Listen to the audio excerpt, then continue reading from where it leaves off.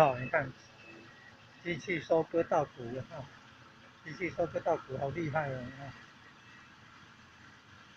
开过去就稻谷就收起来了，它的稻草就掉地上了，很快耶，哦，比以前用人力的，用下趟啊呢，用踩脚踩啊呢，脚踩滚轮打掉那个打稻谷了哦，时间差太多了，哦，这个多有效率啊哈，你看。那个机器收割稻谷啊，对啊，多有效率啊！稻穗应该是在上面，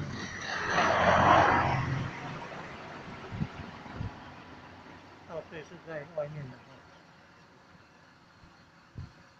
排进去到快要吐出来的时候，可能都会经过经过那个打谷的地方啊，把那个谷粒给打下来。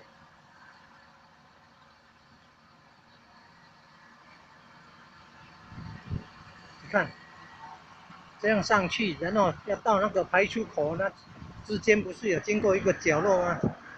可能就在那个角落把那个稻谷留下来了。让它送到里面那个谷仓啊，速度好快，很有效率啊。